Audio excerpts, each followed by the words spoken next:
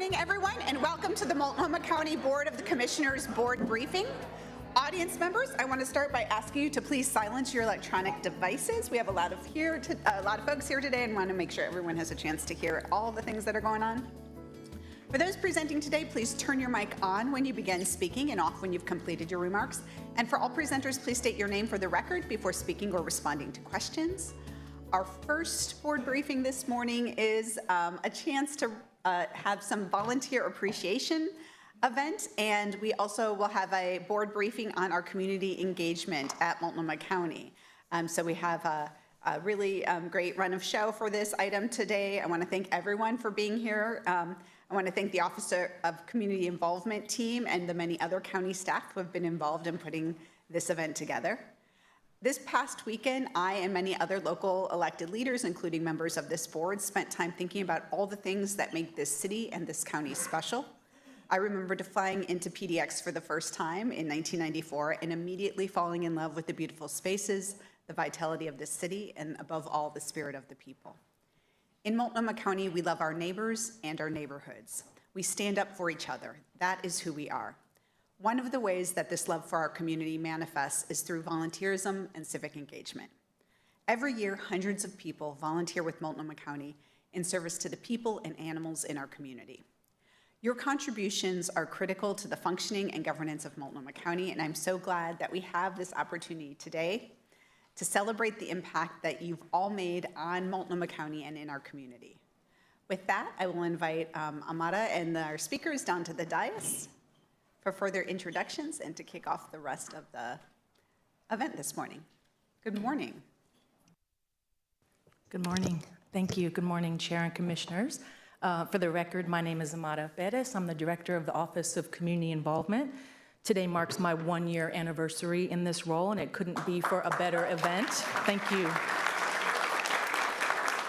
OCI is a proud sponsor of the Volunteer Appreciation Event, which we have also coupled this year with the annual presentation by the Community Involvement Committee, which is a volunteer-led advisory committee that works closely with OCI to study engagement matters and shape engagement practices at the county. The event today was organized by OCI and a work group of volunteer managers meetup, which is an informal community of practice for all who work with the wonderful volunteers of Multnomah County. Thank you all for your hard work in bringing this event together and for identifying and selecting and nominating people to be honored today. Volunteerism, public engagement, and civic participation are core to Multnomah County values and critical to the efficacy of local government. It is one of the most important ways that we ensure local government best uses its resources to deliver essential public services, implement meaningful policies, and respond to the needs of its community, and maintain a commitment to be good stewards for the people. Today's event brings together and honors the breadth and depth of volunteer opportunities at the county, whether volunteers are cleaning animal kennels, leading activities with detained youth, showing up in a crisis to staff emergency shelters, tutoring at the library in multiple languages, or sitting on one of our many advisory committees that provide invaluable guidance to programs, departments, and elected officials. All of the many ways the people of Multnomah County are invited, recruited, and supported in departmental programs and services is a measure of work and the ethos of Multnomah County. And today, more than ever, partnerships and collaborative efforts between the people and the government cannot be understated. What would our beloved library system be without the over 1,100 volunteers that support our mission and vision and values of library space? Or the 10 departments that rely on the relationships built with hundreds of community members that provide guidance on a wide range of services and programs that make up the county's safety net, so critical to our diverse communities? Or the nearly 100 volunteers that specifically serve on budget advisory committees to lend lived experience and expertise to department leaders on budget allocation and prioritization. It is in this spirit and commitment that we honor and celebrate volunteerism, and today recognize just a few exceptional volunteers nominated by county staff for their incredible dedication and service. Thank you. Hello, good morning. Good morning. My name is Chrissea Wood, and I work in the Department of County Human Services. What we do is support mass care and sheltering when there is an emergency. So every year, Multnomah County prepares for and responds to emergencies and disasters of all sizes. Often it is severe weather, so when it's really hot or really, really cold. So that often is a really tough situation. So in the midst of that worst situation, the county shows up, the community members show up, and in fiscal year 2025, during some of the most severe weather that the Pacific Northwest has seen in many years, we were able to provide safe shelter outside of the severe ice and snow for 2,261 people. And this was all in part to our community volunteers who really stepped up, showed up, and were dedicated to supporting our community. So we want to extend our sincerest gratitude to the community volunteers who make all of that possible. And next we'll hear from a few volunteers about their experience and what motivates them to volunteer. I think next slide, the first is a video. Oh, first is a video. Thank you.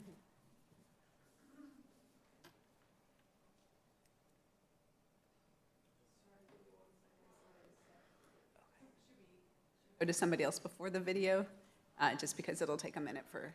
Yeah. For the other folks who are going to be Rob, Mark, Judy, April.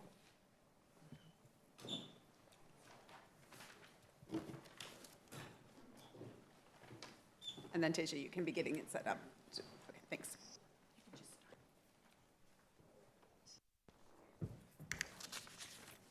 Good morning. Good morning. My name is Mark Meininger. I volunteer in county extreme weather shelters. The invitation to speak related to two topic areas. One is what it's like to work in the shelters, and the other is why do I do it? In terms of what it's like, I have to say it's an amazingly humbling experience to work with the guests that we serve in view of their resilience and their fortitude. I'm appreciative of the staff that I work with at the shelters, particularly the people who are experienced in that work, from whom I'm continually learning better ways to work in the shelter. And finally, I admire the folks who are coming to work in the shelters for the first time, that they're stepping out of their comfort zones and coming into a situation that could probably not be more foreign to their daily lives. As to why, it took me a few weeks, literally, to figure out why I do it. There are writings about the motivations of volunteerism that say many people volunteer because they think it's the right thing to do. When I looked inward, I couldn't see that. I could see the need for the shelter work, but I couldn't see the causal relationship between that need and why I did it. What I came around to was a notion that I'm not sure exists anywhere else, and that is the notion of social duty. The idea that people help each other just because that's what people do. And I think that basically lays out the reason why I do it, that it's just what people do for each other. Thank you. Thank you.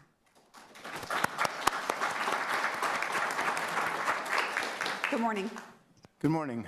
My name is Rob Ferris. I am a volunteer. I run the Dungeons and Dragons program at the Donald E. Long Juvenile Detention Center.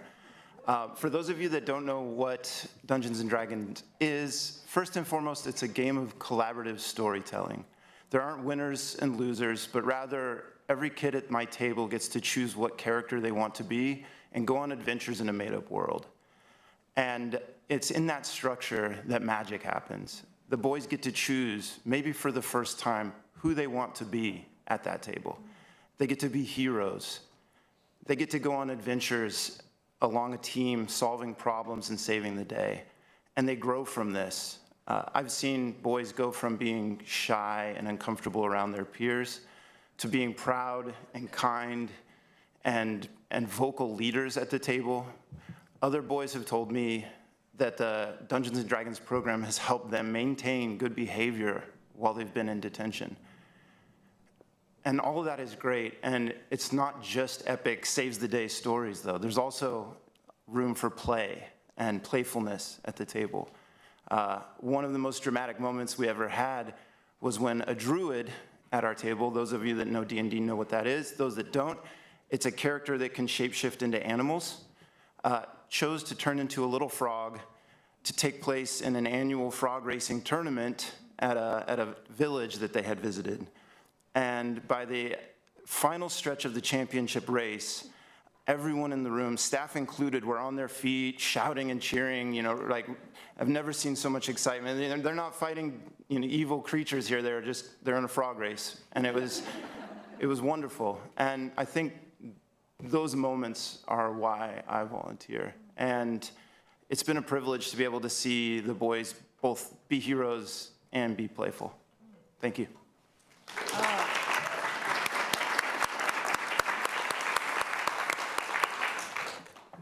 Good morning, Chair Viga-Peterson, commissioners, staff, guests, and fellow volunteers. My name is April Milan, and I serve on the Community Advisory Committee for Multnomah County Animal Services. The members of the committee volunteer because we believe in the shelter's mission to protect the health, safety, and welfare of people and pets throughout Multnomah County.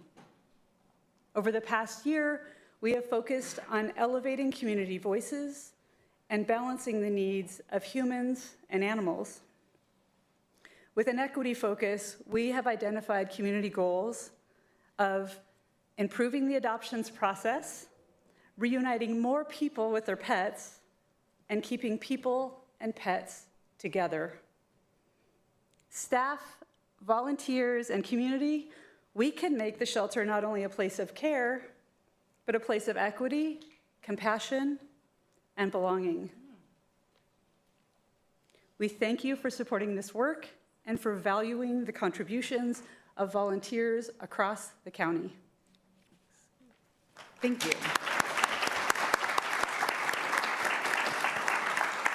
Good morning. Hi, my name is Judy Cloper, and I volunteer at Bienestar de la Familia at what I call it is the Ortiz Center. And in the Colleen neighborhood, I began volunteering there when I moved here from Corvallis in 2016, fall of 2016. And I approached them about teaching English classes. And so we work with immigrants and refugees. Been doing it since then, and then when the pandemic started, I began volunteering also at the food bank. And I have to say that the staff at the Ortiz Center is amazing, and I get so much out of it from the staff and from the students in particular. And if you can imagine right now, it's a very difficult time with people being sometimes too scared to come to class. You know, our numbers have dwindled a bit, but there are some who still come. And for me, it's a gift to be able to work there and to know that the volunteer time that I'm there is appreciated. Why I volunteer? I was raised by a single mom with 3 kids, my older 2 brothers, and she worked 3 jobs and always volunteered, and she exemplified what giving back to community means. And so I carried that with me growing up. And in my years in college and then in Corvallis, and when I moved here, I was looking for an opportunity, and I joined my synagogue, Havurah Shalom in Northwest Portland. And volunteerism is a very big part. We call it Tikkun Olam, repairing the world. And I learned about the Ortiz Center there. And that's when I began volunteering. And now we have some other folks from Havurah Shalom who volunteer at the food bank. And for me, it's a wonderful expression of my Jewish values. And I hope to continue doing this for a long time. Thank you. Thank you.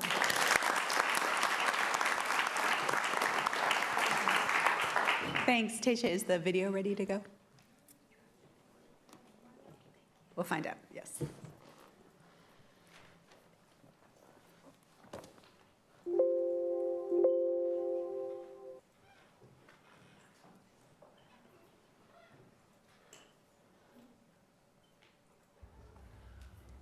Hi everyone, I'm Jewel from Burma.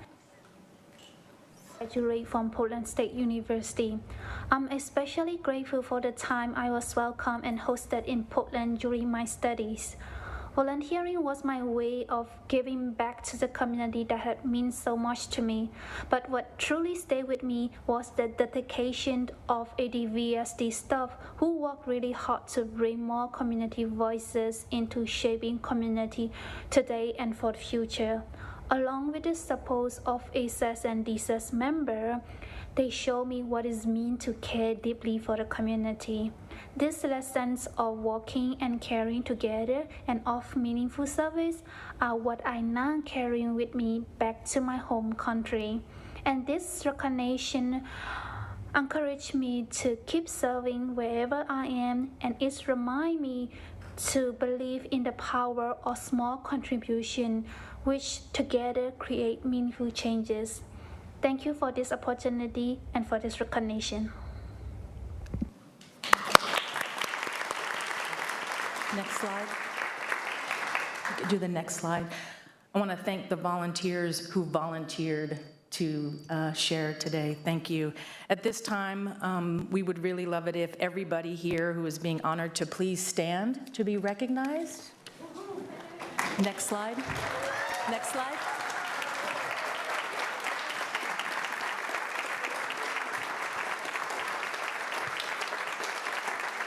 And if you all could come, if you could come down to the front for a quick picture with the board. Everybody who is standing, come up real quick for a picture with the board.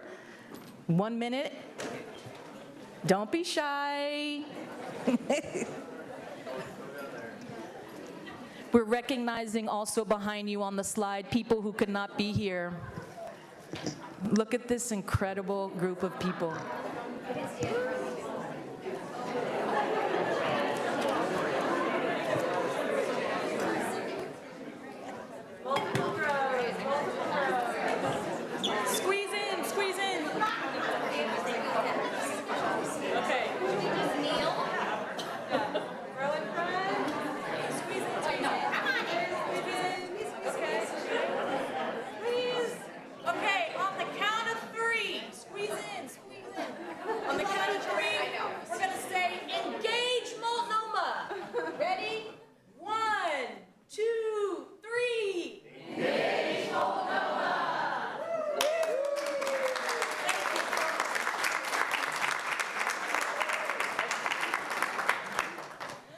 At this time, we're having a reception in room 126. We invite all of our honorees and families and friends to join us down the hall as we get ready for the CIC. April, do you want to get a CIC picture real quick? Kelly wants to.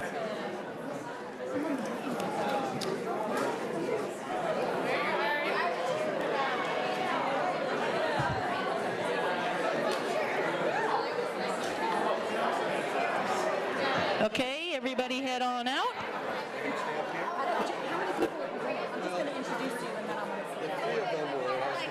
No, you stay here. I'm going to introduce you and then down. Please exit the room.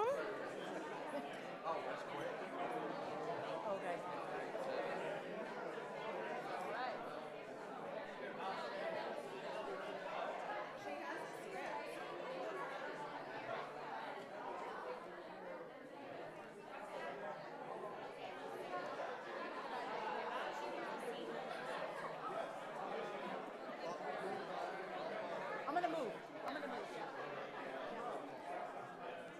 I'm going to just introduce you all and then I'm going to move. Yes, yes. Can you get them out? Yeah. Okay. I think these guys are taking one more picture. We're at 10:25, so we're gonna. Okay. Right here? I think if you want to do the speaker, like, please, Okay. you know. The reception is starting. I'm trying to kick them out. Okay. So we're gonna, All right, so where is it? 126. Okay, so thank you so much, everyone who is here for the volunteer event. There is a reception that everyone is invited to down at room 126. Thank you all. Yeah, no, Party in thanks, you room got it. 126. We'll never see you again. All right, Okay, we're gonna get started.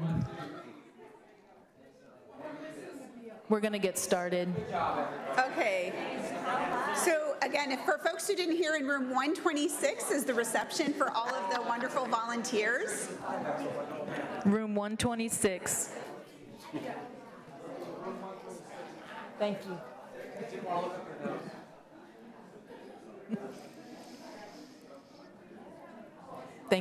Thank you for that moment of a little bit of chaos. I just wanted to introduce, it is my honor and pleasure to introduce members of the Community Involvement Committee to share their annual report on recommendations for engagement in the county. And I'll turn it over to you. Thank you. Good morning. Oh, and just hit the button on the mic and so that the light turns green. There you go. Thank you. Good morning. My name is Renee Bell, and I was a co-chair on the Community Involvement Committee for fiscal year 2025. My co-chair, Brian Outlaw, didn't make it today, but it was my first year on the committee, so I do want to recognize and thank him for his help. We can go to the next slide, please. Thank you. I also want to acknowledge all of the other members of the Community Involvement Committee, all of their hard work. We also are all volunteers. Special thank you to Long Hua and Brian Outlaw. They were members and they are terming out of the CIC. Next slide. So the CIC is the county's community advisory board advising on community engagement and involvement. We meet as a full committee every other month from September through May with a summer social and onboarding in June through August. In our bi-monthly meetings, it's also an opportunity for our subcommittees to come back and report on what they have learned and what updates they have to share with the broader group. We also got to know the new OCI director, Amada, and worked closely with her. We also discussed our values and mission as a group. Next slide, please.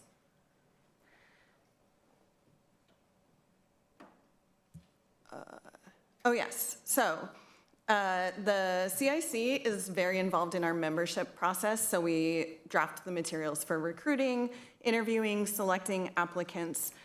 This year we received 15 applications for 5 openings on the CIC. We did target recruitment activities in districts 1 and 4 because they were underrepresented. Thank you to the county commissioners and county program staff to help get the word out. The names you see on the slide here are our new members. They were approved by the board and onboarded over the summer. So I think that was August 21st that they were approved. So welcome to the new members. Next slide, please. We actually already onboarded those new members over the summer, and we just had our annual retreat this Sunday. So 2 days ago, we got to meet the new members, and we started breaking out on what we want to focus on for next year. So that has already happened. And one focus we're keeping in mind is continuing to work on feedback loops on how the CIC, as well as other committees at the county, are hearing back on the impacts of our work. With that, I'll turn it over to our subcommittee chairs to report back on the work that they did and recommendations from the last year. And the full subcommittee reports are also available on the OCI webpage for the CIC. Great, thank you. Good morning. Good morning. Next slide, please. My name is Jen Mayer. Good morning, Chair and Commissioners. My name is Jen Mayer, and I co-chaired the Community Engagement Infrastructure Subcommittee. I want to give props to my co-chair, Tong, who could not be here today, and Renee is going to help me present our recommendations. Next slide, please. We chose this topic because we fully believe community engagement and voices help our decision makers, you all, make important decisions, and we wanted to follow up on our previous recommendations for engagement around the budget. I just want to acknowledge that a lot of our recommendations are already in process, and that's because we've hired a new OCI director who has come in guns blazing to support the office and the community engagement infrastructure across the county. So a lot of these recommendations were made previous to us learning her work, and as we've worked together, we see the synergy and we're thrilled. So we want to note that. Next slide, please. Our process was that we reviewed the Multnomah County Code. We looked at the 2021 resolution that recommended community engagement plans across departments, and we looked at previous CIC recommendations. We also did interviews of former commissioners, former OCI chairs, and community engagement leaders across the county who are doing really good outreach into the community. We really want to thank all of these people for their input. Next slide, please. We came up with 2 findings and 7 recommendations. We hope to keep this quite simple. The 2 findings are that Multnomah County has some good mechanisms in place for community engagement and that they can be improved. The second finding is that the Office of Community Involvement is specifically positioned to really support community engagement for the county, and not just across advisory committees, but also for county staff. And so based on these findings, we came up with 7 recommendations. Next slide, please. The first 3 are for this board, and so we ask you to consider those, and then based on board action around those 3 recommendations, we see OCI being empowered to implement the remaining 4 recommendations. And Renee's going to talk about the first 3 recommendations for the board. Thanks, Jen. Yeah, the first recommendation is really simple. We think we need to update the code to clarify that OCI does support the CBACs, the Community Budget Advisory Committees. It's a big lift. It is in some codes, some places, but we want to clarify that is in OCI's ownership. Next slide. The next recommendation is something that is already, as Jen mentioned, in process. The commissioner's already supportive of making sure that OCI has capacity to support the CIC, the CBAC programs, and county staff that's practicing community engagement. We want to recommend continued development of training resources and infrastructure, standards and frameworks, recruitment support, community education, and other support tools. We also want to suggest assigning liaisons to work closely with board members to support and align community engagement efforts across departments and other advisory groups. Next slide, please. And the third recommendation to the board is that you continue to provide financial resources to the OCI to support staffing, development of those frameworks, and funding the appropriate tools and technologies. With these 3 recommendations, I'll pass it back to Jen, who will highlight what those recommendations would support for OCI to own and proceed with. Thank you, Renee. Next slide, please. We do want to recognize that the board has approved our temporary position in OCI as a full-time, and we really see that as bolstering the capacity of the office. So we thank the board for that. These recommendations are for OCI. Now that they have increased capacity, they can implement all of these wonderful recommendations. The first is to clearly articulate the mission, values, purpose, and duties of OCI. And so that's to ensure consistent understanding both internally across the county, what the office does, and externally across the community so people know where to go when they want to engage with the county. We think this role clarity will help the county across departments and position OCI as a centralized hub to support staff and departments as well as advisory bodies. Next slide, please. Our 5th recommendation is for OCI to develop and embed community engagement standards and best practices across the county. This is in line with the 2021 resolution and other CIC recommendations. There are many frameworks and metrics available, and we think that OCI is positioned to select the frameworks and metrics that are going to be useful to the county and embed those across our county practices. Next slide, please. The sixth recommendation is for OCI to develop the infrastructure and resources for both advisory bodies and staff. So that includes training and education of all our wonderful volunteers that support the advisory bodies here, as well as for staff that's going out and really engaging the people who are receiving the resources to facilitate both structured and meaningful engagement. Next slide, please.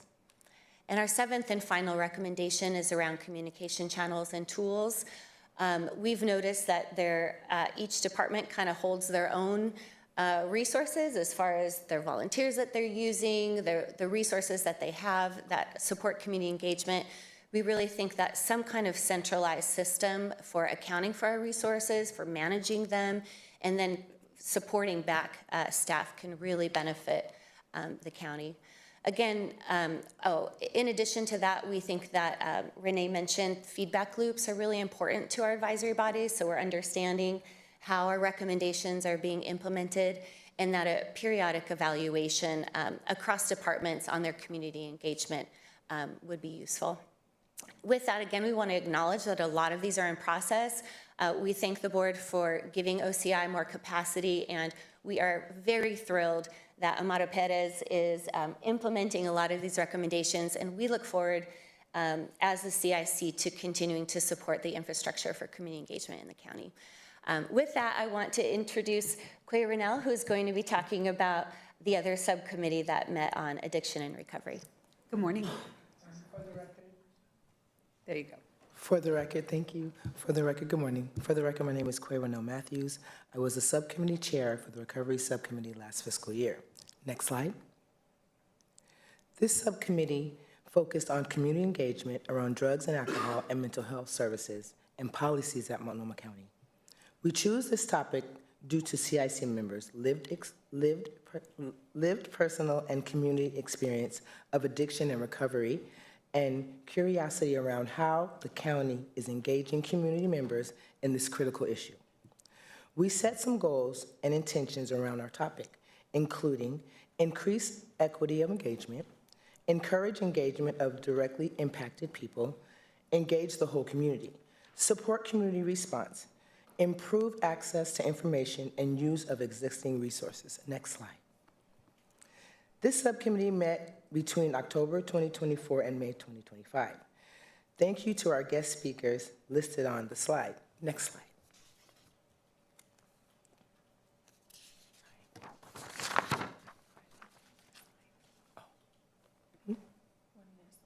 Okay.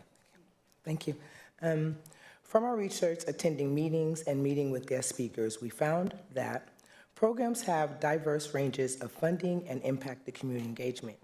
Peer models especially have shown success.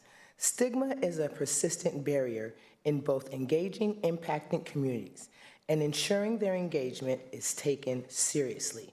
Their voices are often present through not always centered long-term and short-term programs that provide consistency and follow-up are critical to success, and that the built environment can offer opportunities for community engagement. Next slide. As you've seen in our letter, we have found recommendations for how Multnomah County can improve community engagement and involvement around addiction and recovery. Our first recommendation is to invest in targeted community outreach and education projects to designate and promote active engagement in the community to support recovery. The goal is to meet people where they are at. Next slide. Our second recommendation is to develop new opportunities for those most impacted by addiction to share their voice and be engaged in the county decision-making. Some examples of what this could look like are: the board could offer regular in-person meetings with impacted people. The county designs a community-to-county internship program modeled off of college to county that offers short-term paid internships to non-student adults. Invest in training for the community members in recovery to offer peer support in low barrier, mixed commitment, volunteer, and/or internship roles. Next slide. Our third recommendation is to lower barriers to engagement specific to addiction and recovery impacted community members in existing volunteer and/or internship programs. The Office of Community Involvement could work on this with existing programs. Next slide. Our fourth and final recommendation is for the county programs and facilities engage diverse communities to improve our recovery and addiction spaces in order to facilitate engagement of clients and the broader community in and around the service sites. Thank you so much for your support. We now have time for some questions or comments if you have any. Thank you so much for that, and just really appreciate the work that you all have done in your roles of CIC, and especially the works of the subcommittee bringing forward these recommendations today. So we will go to the board to see if there are any questions for all of you on these recommendations. I know that there are some code changes that are going to be, that Amada is working on as well, so I think we'll be seeing those come before the board in several weeks. But with that, I'll turn it over to Commissioner Moyer to start questions. Comments, whatever. Thank you so much for your service and time. I really appreciate that. In your experience looking at our system for volunteer engagement, were you able to get a holistic look about what's going on in the county, which areas we are attracting more volunteers or areas in which there's a lot of need but a lack of interest? I'm just curious what your observations were on a countywide level. Thank you for the question, Commissioner. We did not go into that depth last year, and we just had a retreat on Sunday, and that is actually a topic that we chose for this coming year to continue to support infrastructure. We want to assess across the county who's doing what kind of volunteer lists they're working with and all of that. So we appreciate the question because we see the need. I look forward to it. Thank you so much. Thank you. Thank you. Commissioner Brim-Edwards. Thank you for bringing the recommendations forward and also for the service. Just building off of Commissioner Moyer's question, I'm wondering from if there's any advice or if anyone wants to share a point of view on how, given I come from a district where I think there's lower representation sometimes in some of the advisory committees and the community engagement, I'm wondering if there are things that you would suggest the commission do to increase engagement, or people feeling like this work is meaningfully informing the work of the county? And that's a question for anyone. I'd love to hear what my other committee members think, but we did recommend the role of the liaison between different departments and commissioners' offices and the CIC. We think that liaison role, whether it's just with the CIC or with other, county departments, depending on the issue at hand, is a really important one that can help really inform your offices as you're making decisions. Are there any other thoughts on that? Hi, Brian Romer. I'm on the CIC and presented last year as well. I think you're going to see recommendations from us next year more about these because we're going to look at, much like we did this year, what can the OCI do and what can you do to increase engagement. And we're certainly, as Jen mentioned, looking at the communities that we've not heard from as much.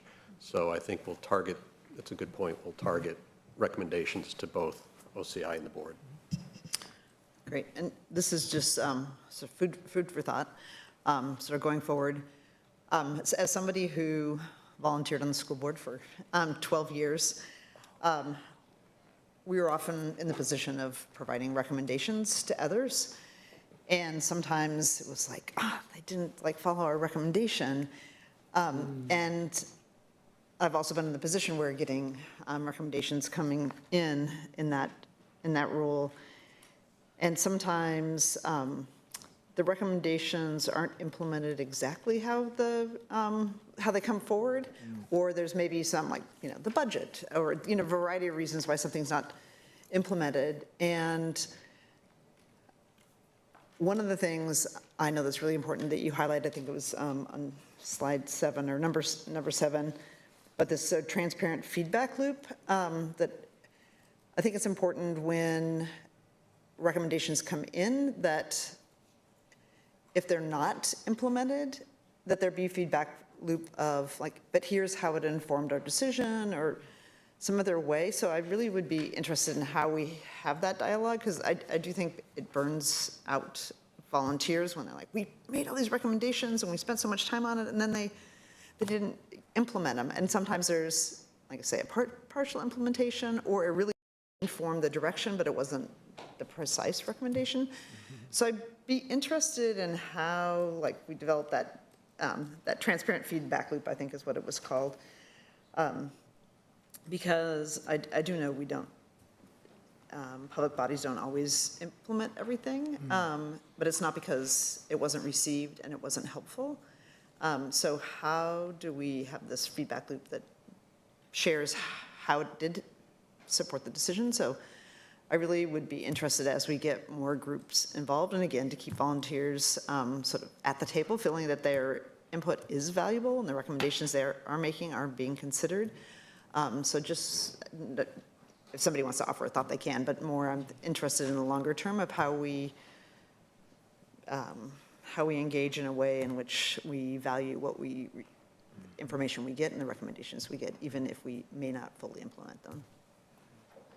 Yeah, thank you, Commissioner. We really appreciate that comment, because that's something as volunteers we all very much feel.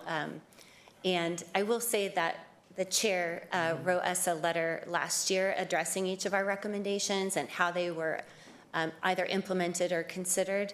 And that might be part of our recommendations next year, is that happens for each advisory body, because it is quite a bit of time that we all dedicate to being on these advisory bodies. And I know that we all are lovingly giving our time and intent to improve county processes, but it would be nice to have that level of feedback so we understand how our work is being considered. So thank you. Thank you. Commissioner Jones-Dixon. Yeah, great. Thank you. Thank you for your time and volunteering and just the feedback that you continue to provide. And Dr. Perez, thank you for just the progress and just your commitment to, creating the framework so we can move this work forward. I am a product of being a community liaison. If it wasn't, and that was because someone invited me to participate in a community engagement project in Rockwood specifically, and it changed my life drastically. So I would just encourage the board to invite and let folks know that these opportunities exist, because most people don't know. I didn't even know how the water worked, back in 2016 when Lori encouraged me to run for office. It's like, no, I'll just sit back. So thank you for your commitment. I really appreciate the recommendations as far as thinking outside of the box, as far as we have the college to county program, we should have a community to county program. Just small things like that help to shape and help us to go deeper, because I think a lot of times the work is shallow as it pertains to community engagement. And then I know we say all the time we should center our recommendations around folks with lived experience, but even that takes time and trust. So I really, really appreciate, again, just the recommendations, and we'll be looking to see how we can weave that into our work through our office, and I'm pretty sure through the board's work moving forward. And lastly, I appreciate how just the recommendations is in alignment with some of the goals that we set as a board already around our strategic plan and things like that. So again, Dr. Perez, you're killing it, and you guys as volunteers as well. So thank you. Thank you, Commissioner. Thank you. Thank you so much. Thank Crushing you. it. So, yeah. Crushing it. Crushing it. Same thing.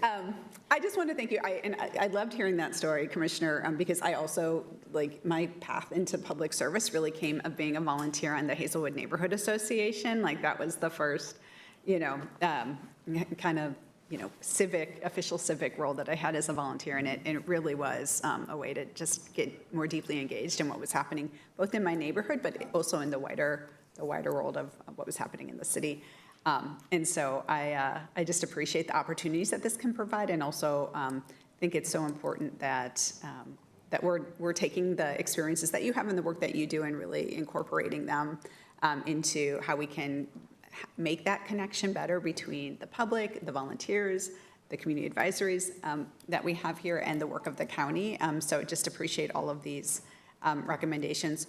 We have so many community advisory boards at the county, and not all of them by any means advise the board. Many of them are directly advising departments and everything, and I know that work is critically important to the way the departments do that, and I think getting visibility into, what the impacts are would be helpful, so people can understand truly all of the work that's done, and the really important role that advisory committees have in the work that we do at the county. So thank you so much for that. Amada, congratulations on 1 year at the county. I think your impact for both the Community Involvement Committee,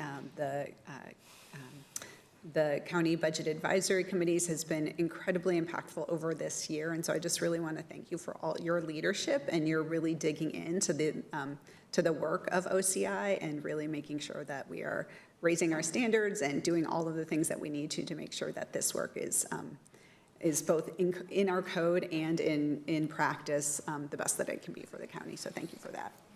And I want to thank your whole team at OCI too. So thank you all very much. Appreciate all your work today. All right, so we will move on to our second item for today, which is going to be, hold on just a second, I lost my place, so 1 second. It's going to be a briefing on library security. So I will invite those folks to come on down. I know we have a lot of folks here today who have been involved in this work, and I thank them for taking the time to be here this morning. Really appreciate the work of the Central Library Security Operations Team. And as a reminder, that is a group of staff from the City of Portland, Multnomah County, our library, PPB, and Workplace Security. The level of coordination is really what our community expects of us, both in this moment, but also just in all of the work we do. I know there's been a lot of conversation. There's recommendations that are coming that we'll hear about today. I know that, I'm just grateful for the expertise and the way that you have been moving forward this work very quickly in response to what is happening in our community. From our patrons to our staff in the larger community around the Central Library, there's many different perspectives on the issue, and I'm glad that we're going to have the opportunity to hear some of that today. I think what is clear, though, is that everybody is committed to the success and safety of our Central Library, and that's something that I think we can all be grateful for and recognize. The report that was created, the briefing today, is going to help us ground us in the data, the research, and the work that is done, and help guide our next steps, which is going to, really, I think, balancing the library's core values of protection of the First Amendment, people's right to access information freely, equitably, and confidentiality, with a level of clarity on standards and enforcement of safety that is going to suit all users of our library. That's really, I think, what I see as the key issue. I think the success for our community is ultimately going to depend on the collective work that we do to address issues both inside and outside the library, including on the surrounding streets and sidewalks. So I'm looking forward to hearing from our partners at PPB and the city about what's possible there. So I appreciate them being here today on that. And with that, I will turn it over, and I believe it's going to library. So Annie Lewis, the director of Multnomah County Libraries. Good morning. Good morning, Chair. Good morning, Commissioners. Thank you for having us here this morning. My name is Annie Lewis. I use she and her pronouns, and I'm the director of libraries for Multnomah County Library. And I'm here with my colleagues who are on our operations team, or representing our operations team that's been put together since July. And I'll let them introduce themselves. Commander Hughes. Good morning, Commissioners. For the record, my name is Brian Hughes. I'm the commander of Central Precinct. Good morning. Thank you for having me here today. Good morning, everyone. Good morning, Chair, Commissioners. My name is Chris Rushing, representing Workplace Security. Dorothy Elmore is out today on a little bit of respite. Good morning, Christopher Neal, COO. I will be the primary presenter today, and my colleagues will be here to answer questions of the board after the presentation. So as the chair mentioned, we're here today to in front of the board to update the community and the board on the security enhancements implemented since the last briefing that we were here on August 7th, and also to review the action items that are still in progress and analysis on weapons detection systems. I'll be presenting the library's research and analysis of these enhanced security measures for Central with a very particular focus on weapons detection. The operations team that formed this summer, consisting of library, county leaders, as well as our workplace security team, City of Portland, and Portland Police Bureau, has continued to meet since July and continued to work through the action items that were identified. Next slide. So I just want to begin by emphasizing that the safety and security of library staff, patrons, and our neighbors is our absolute #1 priority. The library has invested in safety and security resources for years, with very significant increases between FY19 and FY26. In fact, those increases are about an 85% increase, meaning that in FY26 we are currently investing about $3.9 million in security, which is compared to $2.1 million in FY19. This slide really shows you our current investments and ongoing investments in security. Next, I'll go over sort of enhancements that are in progress, but I just want to briefly remind folks of the significant investments that the library has already made in security. So we address security through multiple layers of support, which include security, designing our buildings for security in mind, safety training for our library staff, on-site contracted security through Intercon Security, 24/7 security camera monitoring by our Security Operations Center, as well as 24/7 support from our executive management team person in charge. In addition to extensive security measures, we also invest in resources that support patrons who enter our buildings who are experiencing mental health or behavioral health needs or social service needs. We contract with Cascadia Behavioral Health to offer support from qualified mental health professionals, as well as peer support specialists. I just want to remind folks that this year we faced a reduction from the Homeless Services Department budget, which impacted our peer support funding. The library chose to use library district funds to support those peer specialists at Central. And just as a very brief reminder, in terms of our security and our library rule enforcement, the library has 10 rules that guide behavior within our library spaces that we regularly enforce. Next slide, please. So now I'm going to review new security measures that have been implemented since July 1st. We have taken a long list of actions. I'm not going to review those each individually here. I want to highlight a few, particularly developments that have happened since I was last here for the August 7th briefing.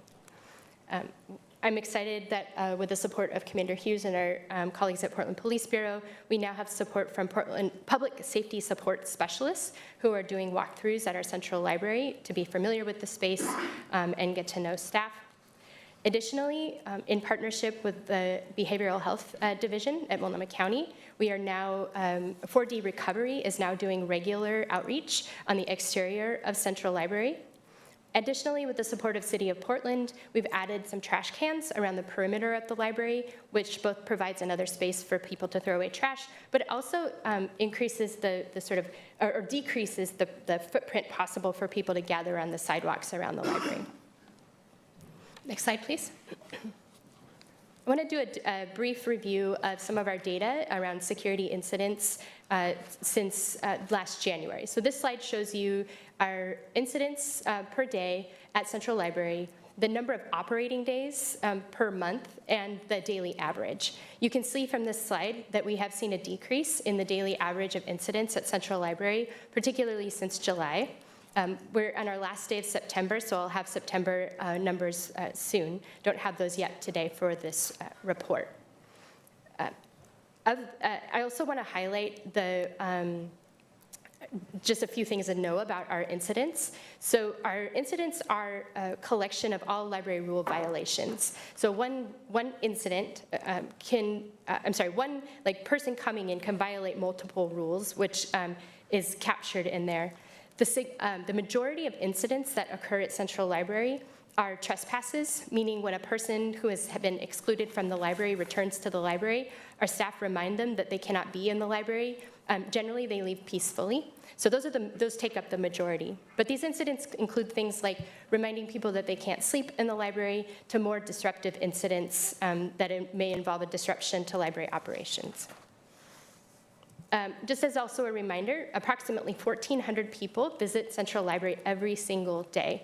So the relative number of incidents to door count is pretty low for Central. However, it is the number of incidents occurring at Central is much higher than our other surrounding locations. I also want to highlight that the library's incident reporting system is due for replacement. We're in the process of developing a new system that will allow for much better reporting and analysis of security incidents. Right now, it's a very manual process. That system is in development, and we hope to launch by the beginning of this new calendar year, 2026. Next slide, please. Now I'd like to focus on security measures that are currently in progress. These measures will take place, I hope, over and be implemented by about February of 2026. First, I want to highlight that we will very likely be moving forward with installing vapor sensors in our library restrooms. We, in the last couple of months, have been doing product review and research, and we're doing actual product calls with the vendor reps this week for 2 different products. Vapor sensors are products that detect vapor in restrooms, and they're designed to detect illicit substances. And so installing vapor sensors will greatly help us improve the safety of our library staff and patrons for both responding to drug use and detecting drug use that may be happening in the restrooms. We also are continuing to host regular events at the library and looking for opportunities to activate the outdoor spaces.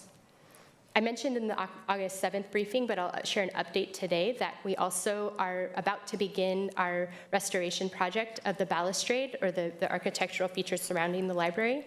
That will involve the closure of the library benches and the balustrade, or like construction fencing, that will go up on Taylor and Yamhill. We have decided, after review with the construction team of the plan and weighing potential risks for people, we've decided to keep the benches on 10th Avenue open.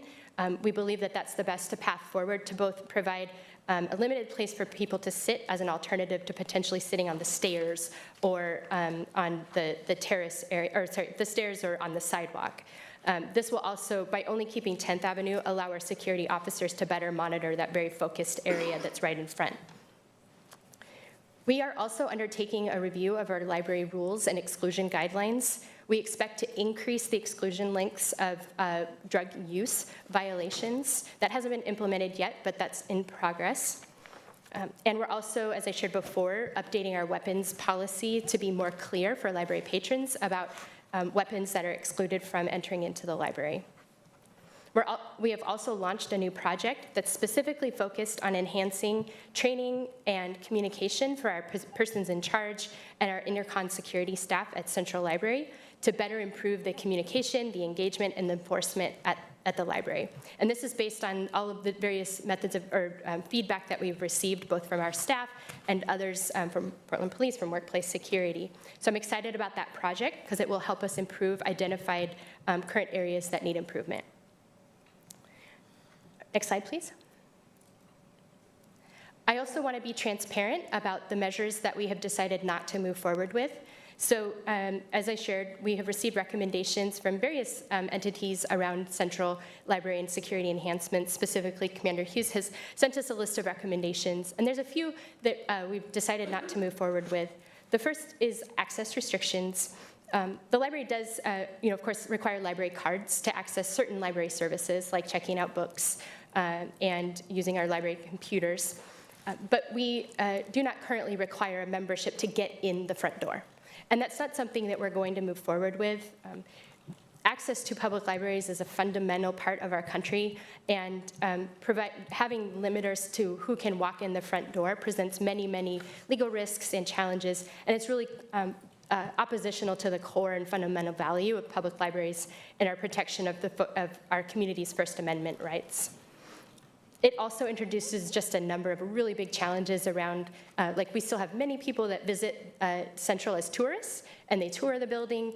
Requiring an access card would also introduce a number of challenges for different types of library users who may not reside in the area. The next measure that we're not moving forward with at this time is the introduction or the reintroduction of facility security officers from the Multnomah County Sheriff's Office.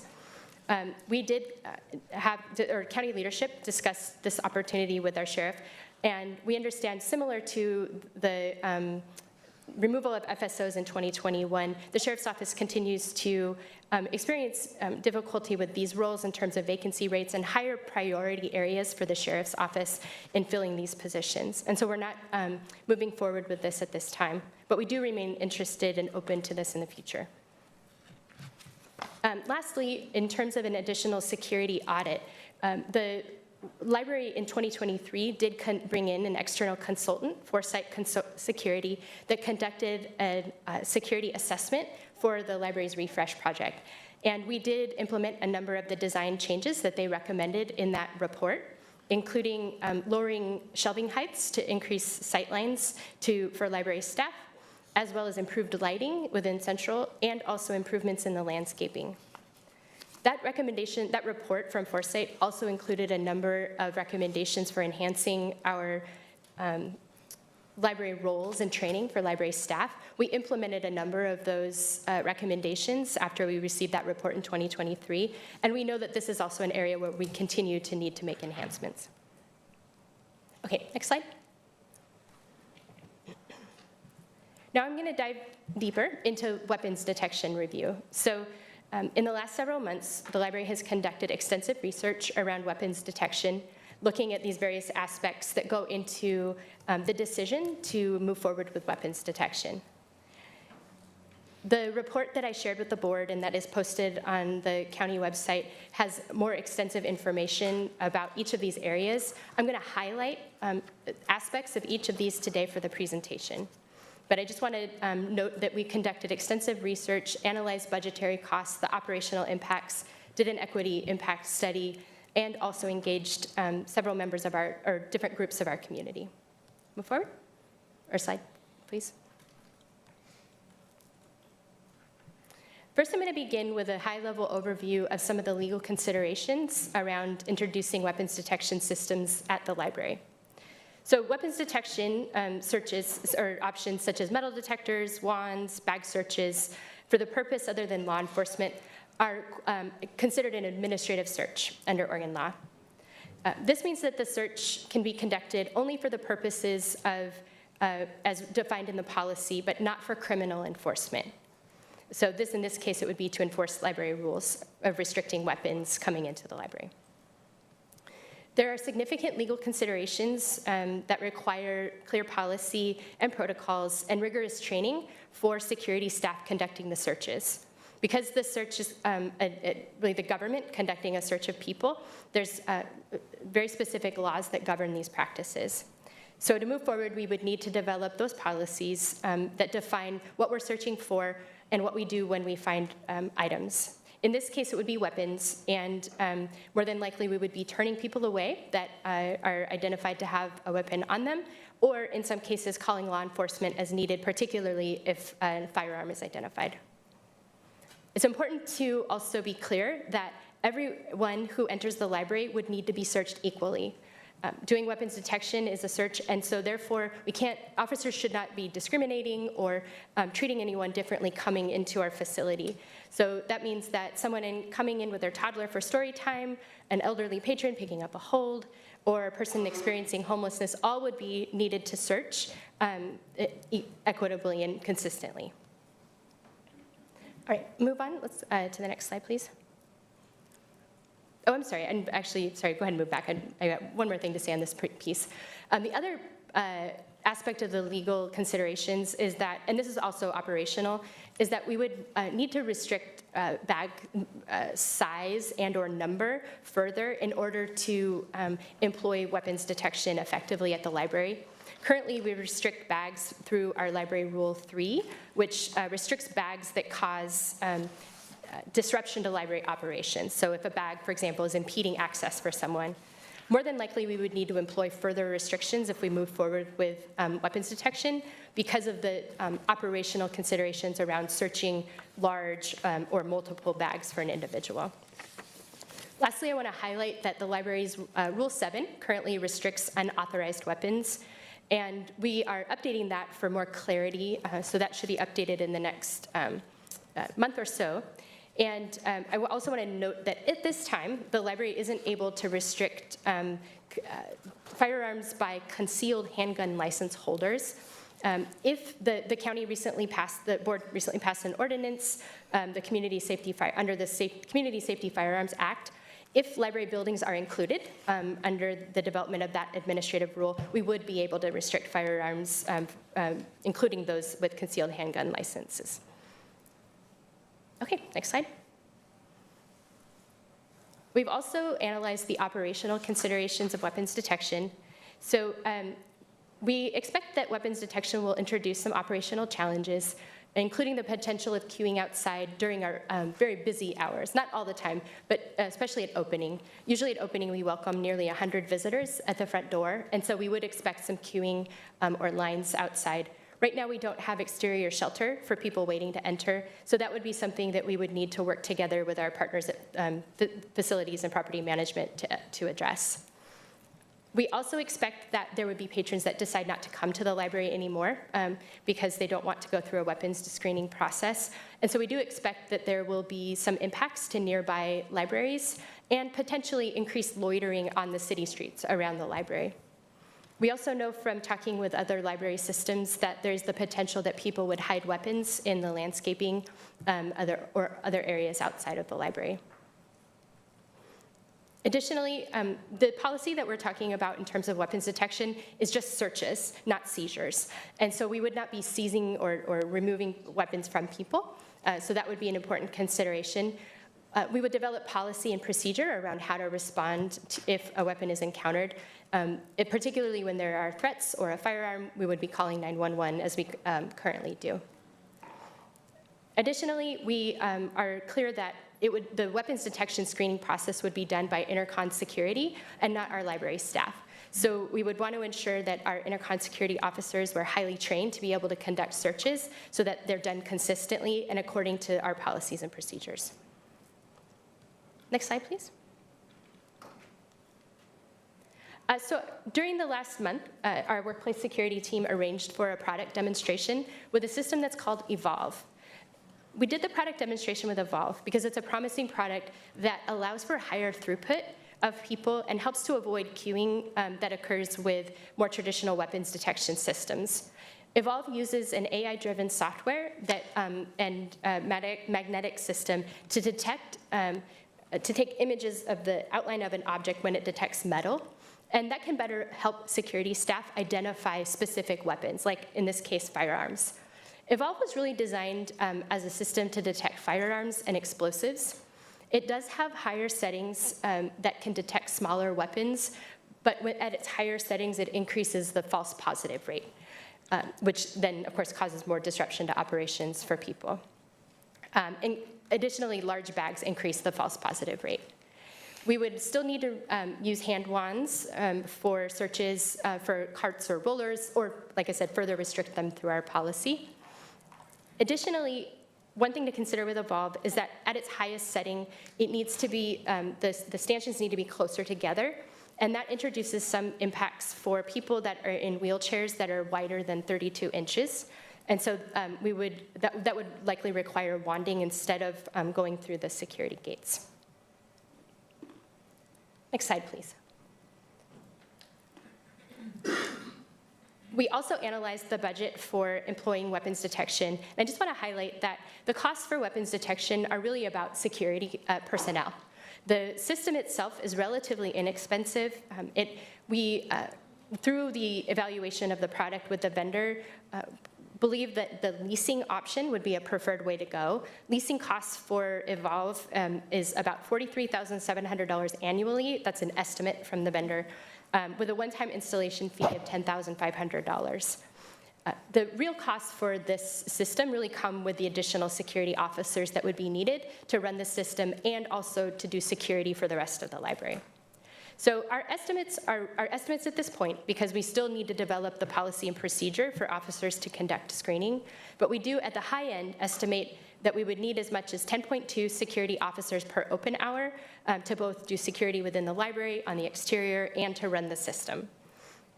So that would increase our security costs from what we budgeted in FY26 from about $300,000 to about $1 million annually for security costs. Next slide, please. In addition to analyzing the budgetary impacts, we also, our equity manager conducted a racial equity impact assessment. That report is available to the board and summarized in our report. And this assessment shows that security systems and processes that replicate systems of policing may have a disproportionate negative impact on people of color due to implicit and/or explicit bias. The use of metal detectors and other weapons detection can create an environment where people of color and those experiencing houselessness, people who are neurodivergent or experiencing mental illness may view the library as unwelcoming, unsafe, and/or targeting. The presence of weapons detection systems can also lead to the perception of immigration enforcement or other types of law enforcement officers, which would not be the case, but could be the fear. Additionally, I want to highlight that different people and different identities are going to feel different ways, right? So there are folks out in the community that may be supportive, that may hold these identities, and others who may feel targeted. Next slide, please. In addition to the other aspects I just highlighted, we also conducted a literature review or a research review of available evidence and peer-reviewed research documenting the effectiveness of metal detector systems and also the drawbacks or risks. I'm summarizing the key findings here on this slide, but I just want to highlight that metal detectors can be a deterrent. So some studies show that they may reduce the number of people carrying weapons due to the risk of having weapons confiscated. And metal detectors may also increase how safe people feel, so including their perceptions of physical safety and psychological comfort. The research also shows that metal detectors can be ineffective, primarily that they can be difficult to use correctly, and their effectiveness is heavily reliant on the trained security team who operates them. Numerous case studies show that it is possible to circumvent metal detectors. And in studies specifically in schools showed that metal detectors don't necessarily increase students' feelings of safety and may exacerbate racial inequities. Next slide, please. Lastly, I also interviewed library directors from across the country, some of whom have metal detector systems. I will say that we found relatively few library systems that have metal detectors, but there are some that are highlighted in the report and identified here on this slide. We heard from library directors that shared that there were positive impacts of metal detectors, including a reduction of weapons coming into the building, and that patrons got used to metal detectors after a period of time. They also, two systems, both New York and Buffalo, noted that the Evolve system were effective for a higher volume of daily visitors. We also heard some negative comments from directors that have metal detectors, including the fact that metal detectors create new barriers to access, specifically including challenges with like bags and strollers. They also highlighted that weapons detection systems, as I noted, are highly dependent on highly trained officers. All but one of the systems noted that they had armed guards that ran the systems. They also, of course, noted that metal detectors are not effective 100% of the time. One of the directors cited a violent incident that happened just actually the prior week that I had talked to her that involved a machete when someone just refused to comply with the metal detector system. Now I'm going to summarize the engagement that we did with library staff, our library advisory board, and the Lived Experience Advisory Committee. Go next slide, please. So we did a survey with staff and library volunteers at Central Library. We had a really high response rate with 72% of library staff at Central responding. You can see here that we're highlighting the staff results specifically on weapons detection. The full staff survey covers broader topics around staff support for other measures, including increased social services or behavioral health resources to address the larger systemic issues, in addition to increased staffing within the library. But I want to specifically hone in on library staff perceptions and feelings around metal detectors. So we found that 76% of staff were opposed to walk-through metal detectors. 62% thought that their physical safety would decrease with metal detectors. 70% thought their psychological safety would decrease. And 77% thought their perception of safety would decrease. We also found that library staff felt that metal detectors would increase the number of incidents at the library. Next slide, please. We also talked to our library advisory board. The library advisory board, we heard from 10 of the 14 members that took the survey. We didn't send the survey to our youth members because of concerns with consent. But we did hear from a number of the members of the lab, and some of the findings are highlighted in this slide. I want to note that the Library Advisory Board shared that they want to see increased training, especially de-escalation, trauma-informed practices for our intercon officers. They wanted to see additional behavioral health specialists, and really called for greater collaboration between city and county agencies to address the larger systemic issues that we face.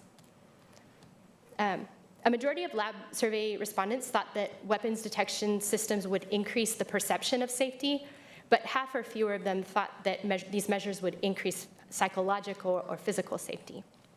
Most thought that it would lead to a decrease in patron satisfaction. And there was little to no support for bag checks, handheld metal detectors, or further restrictions on personal belongings. Next slide. During our August 7th briefing, Commissioner Singleton requested that I visit also the Homeless Services Department Lived Experience Advisory Committee. The results of that are summarized in the report, and I just want to call out a few of the findings from that meeting here in the briefing today. So there were 12 members at the meeting that I attended, and we asked for their input on measures that had been put forward as recommendations for addressing security at the library. The members expressed significant concerns that the measures of weapons detection and bag searches would disproportionately target and alienate unhoused, neurodivergent, and low-income individuals. They emphasized a point around having a sense of belonging within a space, and that fostering a sense of self-governance of that space. They raised concerns about weapons detection systems, normalizing policing and surveillance, and potentially harming marginalized populations. They also identified that instead of increasing security, they recommended focusing on restorative practices, setting clear expectations for people using the library, doing community education campaigns, and looking to patron advisory boards. They also suggested partnering with nonprofits for wraparound services, increasing support for frequent library users, and exploring a dedicated resting room, and urging the library to stand up for marginalized patrons' safety against threats. Next slide, please.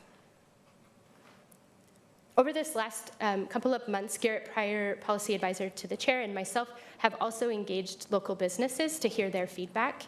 Again, their feedback is summarized in the report, but I do want to call out a few of the highlights here. So we definitely heard a very strong theme from businesses about their exhaustion with the continued struggle to address the systemic failures in our community around drug use and dealing, mental health, and homelessness. I think the primary concern we heard from local businesses was around drug use and drug dealing. They also wanted to hear solutions and less finger pointing. The businesses that we talked to responded positively to Central Library's recent efforts, but opinions definitely varied. Some believed that the measures were insufficient, and others felt that the library had done enough and opposed further policing and securitization. We also heard from a number of businesses that were interested in partnering with the library on more positive activation. And we heard mixed feelings about metal detectors, some feeling that it would be a costly show and wouldn't have the impact that is desired, but others thought it would be a good deterrent and mentioned that metal detectors, but they also mentioned that metal detectors alone would not solve the problem. Lastly, in July, I shared a community update to the broader library community, a newsletter that goes out to, I think, about 40,000 people. And I shared an update on our security measures that were in progress. We did get 40 unprompted responses to that letter. And there were a range of responses in that. We heard gratitude from patrons about the transparency and directness, and that we were recognizing the complexity of the issues. And we also heard from patrons who wanted us to do more to address security, concerns also about infringing on rights to carry permitted weapons, and concerns about impacts on marginalized communities. Next slide, please. And so now I'd like to summarize our conclusion. So I just want to emphasize that the work doesn't stop with this briefing. The library, the county, our city partners will continue working on these efforts after today. We know there's more work to be done, and it's an ongoing process. I want to be clear today that with the information that we have at this time, with the input that we've gathered, the research that we've conducted, and the product demonstrations that we've done, that I do not feel we have enough conclusive information to support moving forward with weapons detection systems. I think we still have some important questions about whether and how this works, specifically testing the system at Central Library itself, including better understanding the procedural and operational impacts. Additionally, while we did hear prompted from about 40 library patrons, I think it's really critical that we do engagement with library patrons, both patrons that use the library every day or frequently, but also from patrons who have decided not to use Central Library for concerns of their safety and security. I don't want to prolong this effort. I know that the community is waiting for this particular decision. I expect that this additional analysis can be done within the month by the end of October. But I think from my perspective, since weapons detection systems would have a significant impact on our operations, on our patrons, on our budget, it really requires thorough analysis. And lastly, I want to close just highlighting again that the underlying causes of security that the library faces are a result of greater systemic issues. And I respectfully request that the board continues to advocate for measures and enact policy that will enhance community safety, improve housing affordability, access to mental health care, and programs that meet basic needs. We also are committed to continuing to working with our partners at the city and Portland Police, and encourage us all to do the same. I want to thank you all, the board and the chair. I want to thank you for your support of these efforts and the work that we've done to support safety and security at our library. And I want to end by thanking our Central Library staff. Our staff work hard every single day to serve thousands of patrons with compassion and heart. They provide services to some of our most vulnerable community members, and they show up committed to serve all. I really want to just thank them and celebrate them for their work. Thank you. Happy to answer questions. Thank you, Annie. Really appreciate this and appreciate other folks being here to help answer any questions that the board has around this. So we'll go ahead and open it up to the board for questions. We'll start with Commissioner Brim Edwards. Yeah, I have a number of questions. I appreciate, in addition to this presentation, all the other materials that we received and the in-depth report and the various advisory committees, the recommendations from Commander Hughes, and a lot of data. So I think I'm just gonna start by saying this, because I don't want anyone to get defensive around my questions, because one of the things is, when I started as a commissioner, I pledged not to engage in the blame game or finger pointing with the work or as it engaged with the city. And while most of the operational issues inside the libraries are library operational issues, there is a city component, and then obviously outside there is as well. So all of my questions, I would hope that we, I'm approaching it with this from the perspective that we have to absolutely work closely with the city to address the issues inside and outside the library. So again, I would hope that that's the attitude we're taking. In Exhibit A of the report, there are many items such as installing vapor sensors or updating the library rules that are noted that they're in progress. Do you have a timeline for the implementation? I'm concerned we're months into, so we had the incident in in July, and then one in August, and then obviously just the day-to-day incidents inside and outside the library. So in progress, do you all have a more specific timeline for the implementation of those items? And Yeah, so the vapor sensors are, we've made good progress. So we've done the product evaluation, risk management conducted that product evaluation. This week, the product demo discussions are happening with the vendors, the 2 vendors that we think are the most viable products. Then from there, we'll need to do our facilities analysis to understand what the installation looks like and the sort of, all of the considerations around installing that product. And so I don't have a precise timeline, but I can assure you that we're moving as quickly as we can on that analysis. I'd like to say that I think with vapor sensors, we could reach a decision, understand whether we can move forward, because I really am supportive of moving forward with these, hopefully by the end of November. But again, like I said, it's dependent on a number of variables and our partners at Department of County Assets as well.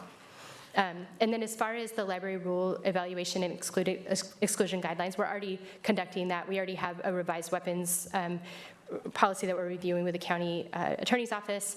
So we have some decisions to make, though, around whether we look at any additional rules and revisions and whether we implement that all at once. So my hope would be to have the rules updated no later than the end of this calendar year, if not sooner. Yeah. I think for community confidence, it would be helpful to have it in writing, because sometimes in progress can be like, does that mean next year? So it sounds like things are on a pretty fast timeline. So it would be useful to both share it with the commission, but also so we could publicly share so people could see. I mean, there seemed to be a group of recommendations that there was consensus on, or close to consensus, that to get a timeline so that we could see when that's happening, and also whatever budgetary implications those might have. So you answered my questions about the rules. One of the questions I had, you can have a set of rules, but if they're not enforced, they become just a document that nobody pays attention to.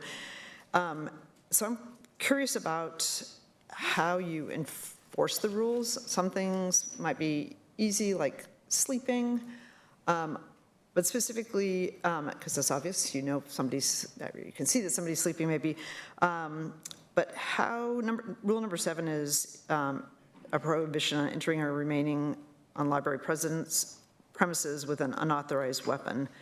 How do you enforce that, especially if the weapon is not visible?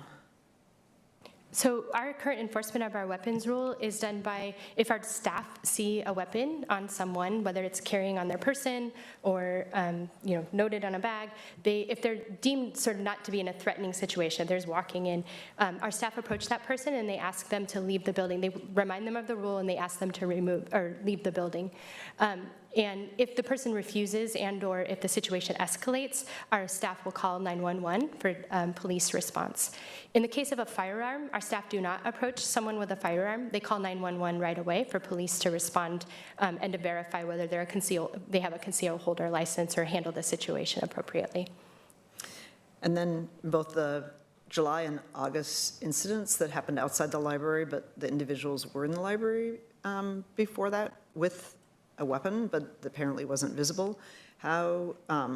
What's your strategy on, if it's not weapons detection and wanding, which is what I believe Commander Hughes recommended in his July memo, what's the enforcement mechanism? So at the moment, a weapon becomes, if visible and or becomes threatening, if someone is threatening with a weapon, we call 911. So our response right now is to call for law enforcement to respond in the case of a weapon. So there's no enforcement if it's not visible, somebody has it in their bag? Well, that's what we're talking about here today. I mean, so weapons detection would be the further step we could take to further address a weapon that we can't currently see. Right. I took your presentation as being not in support of, for a variety of reasons. My summary would be that you weren't in support of weapons detection. So I'm curious if not that, what's the alternative? It is relying on law enforcement. So we currently respond to threats that happen within our location. Law enforcement are very responsive at responding when a person is threatening with a weapon. So otherwise, we enforce our rules by reminding people of our policy. So we have signage. That's one of the things that we've implemented since July, is that we've improved our signage to make sure that it's very visible that weapons are not permitted in our libraries. Our staff remind people of the rules as well. And then when they, like I said, visibly see a weapon, they ask the person to leave the library. And generally that resolves very peacefully. And like I said, in the very rare case where it does not, we call law enforcement. So just to follow on, and this is either, maybe this is for Chris. In the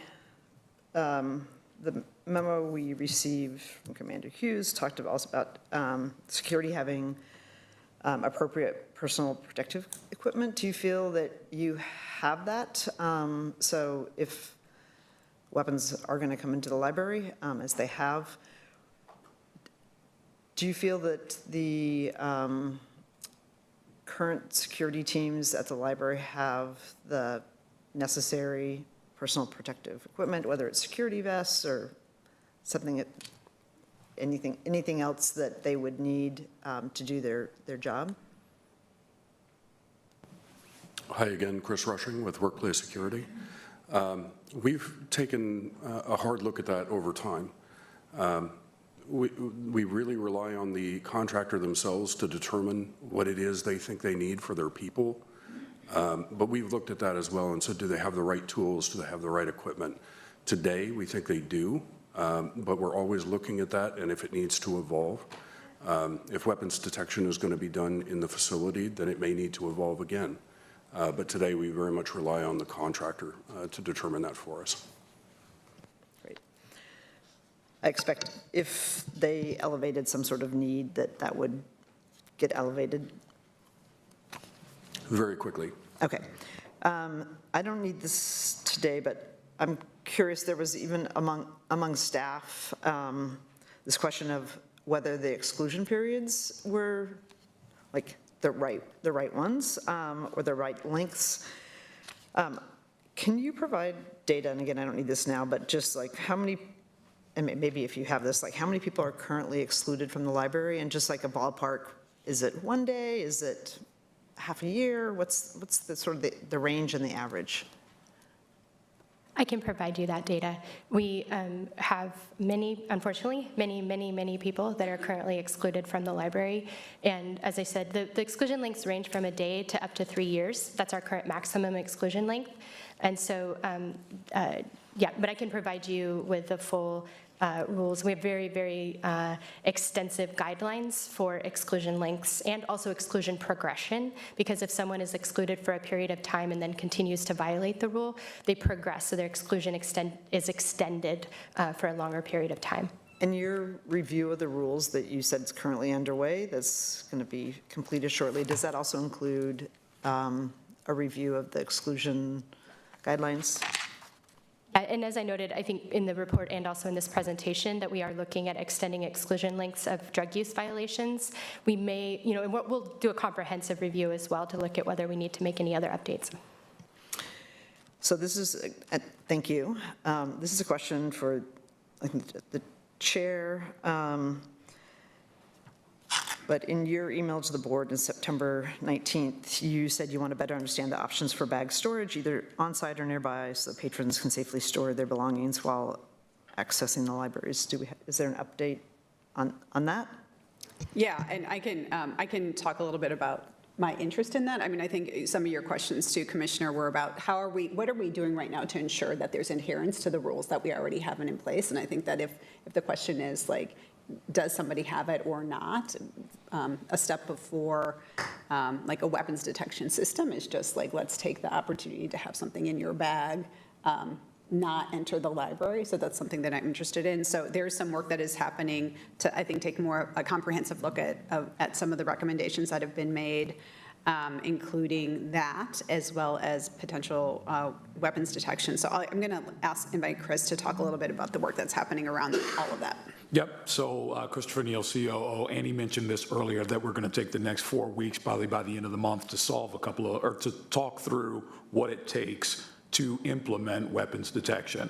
One of the biggest ones, as the chair mentioned, is logistics, as well as policy, bags, space. There's a bunch of things that we need to make sure that we know well in advance what it would take, and that's the letter that the chair and myself co-wrote together to the library, and we expect the next 4 weeks to go through some of those. The basic things like cost and officers, Annie and the library have already done a great job on that. The next one is how, and that's what we'll solve over the next 4 weeks. So in the next 4 weeks, some of those questions will be explored and answered? I expect them to be explored and answered, yes. I want to add to, we have identified bag storage as a critical resource that's needed to support effective weapons detection without really disproportionately disproportionately impacting people who are houseless. And so we have talked with the city about potential resources, and I don't want to speak for them here today, but I think we'll talk more, and this will be something I work with on Chris around other options that exist. The library, if we were to pursue bag storage, it introduces a number of significant legal risk for us that we have to very strongly consider, in addition to reduction of access to public space for library users. I'll look forward to hearing back what that recommendation is. Just 2 last questions. This more maybe Commander, this is a combination, Commander Hughes and Director Lewis. So I'm trying to better understand, because there's been a lot of sort of back and forth in the media about when library staff call PPB and for what conditions. And so, Director Lewis, I'm interested in whether, like inside the libraries, I received a list of what you call for. Are there things that you all call PPB when they're outside, but on sort of surrounding the libraries? And then the question for Commander Hughes is, when do you want to be called, or what's the relationship that is needed to, make sure that outside the library feels safe and welcoming? Because I will say there were times this summer when it didn't appear that way.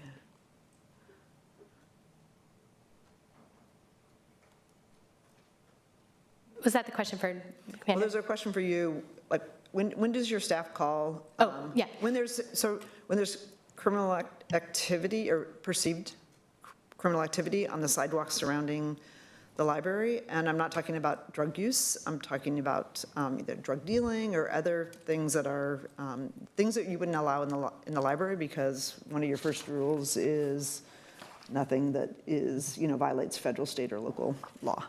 So, so we have a list of, I think you saw that, a list of violations that that warrant calling police, and that is available for staff and their procedures. We don't distinguish whether it's on the interior or the exterior. So for all of those violations, we would be calling law enforcement. And for like dealing, for example, our Security Operations Center really monitors our security cameras outside of the library, in addition, of course, to the patrol officers that are patrolling.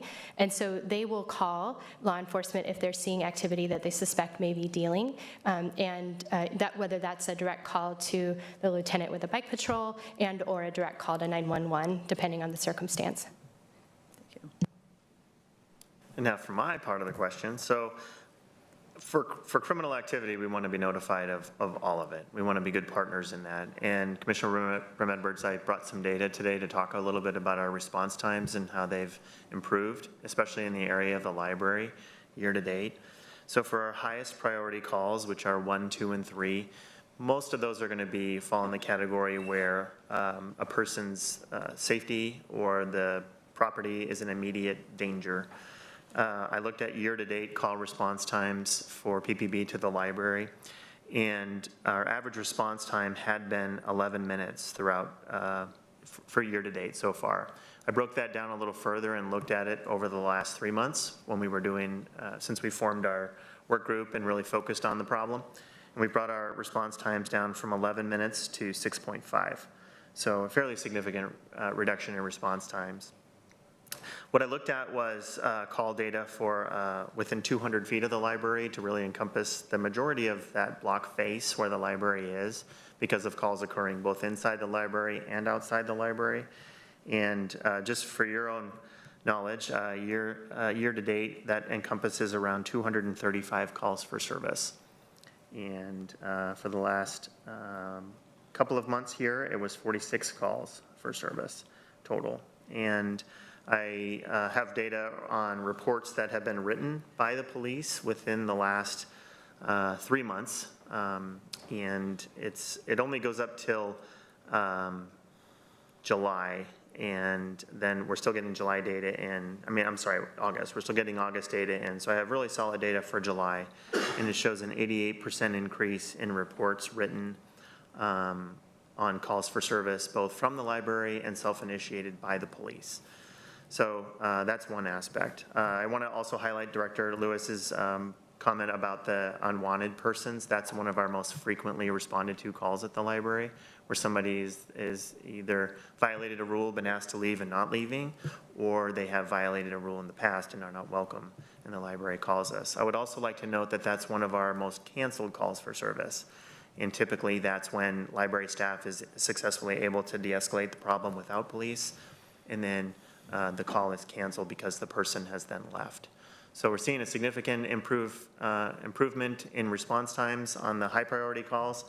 With that, I will also add the caveat that our lower priority calls 4 through 7, where there's not an immediate threat to life or property, we've seen a little bit of an increase in time, response time for those. But we do not cancel calls for service to the library unless the situation has resolved and no longer needs that armed police response. And so it's been my direction to the staff at Central Precinct that we do respond to all calls for service there. So I really appreciate that data, and it sounds like cooperation between the library and the police bureau when it's necessary. My last question, and this is just one sort of an overarching, when I read through all the materials, was very useful to hear the different perspectives. The one perspective that just struck me as missing was just the general community hasn't been asked. And I think it should happen as soon as possible, because if our libraries are to be safe, welcoming, accessible to all, we should be asking the broader community, not just subgroups. I appreciate getting that information, but I also believe that, you know, everybody pays for the library, whether they're renters, homeowners, businesses, and if we're really going to like lived up to the mission of everybody having access to it, I think we should be asking people whether our libraries are currently accessible because of what either the perception or the reality of what's been happening. And I hope that would happen before we make major significant decisions are made. Thank you, Commissioner. Yes, and that is my recommendation as well. So our plan, I've been working with our Office of Project Management and Evaluation to develop that engagement plan.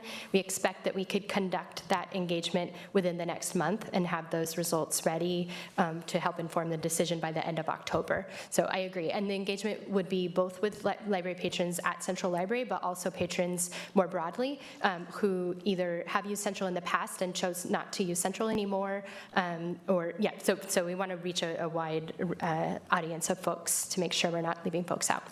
How do we get beyond, so library patrons is a group, but there's other people in our community who might not be considered your patrons, but they're community members, so how do you, I'm hoping there's some strategy to reach people who the library doesn't consider a patron, but is a community member that should have access to a public library. Sure, I'll take that feedback under consideration. Right now, we're really looking at a strategy of sending out a really broad message to the community with a link to the survey, but we can think about ways to get it more broadly, especially for people who may not be visiting the library website or other, like our newsletter, for example. Thanks.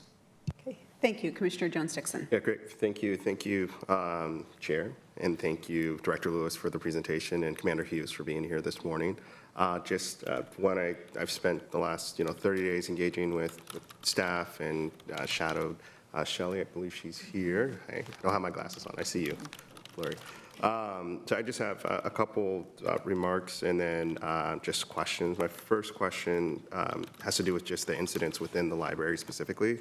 Has there been an increase as far as folks using weapons within the library? Or has there been any incidents? In the last couple of months? Yes. No, we haven't seen an increase of people using weapons. I haven't, like I said, I haven't had the September data yet, so I need to look at that. But no, we've seen the overall incidence decline in the last few months. And again, like I said, I'll look at the September data to confirm whether that trend continues. But we haven't had any incidents of someone like waving a knife or pulling out brandishing a gun or anything like that inside of the physical library? Brandishing or waving a knife or a gun. No, I do not believe so in the last few months. We, of course, have had the incident on the exterior that involved a knife.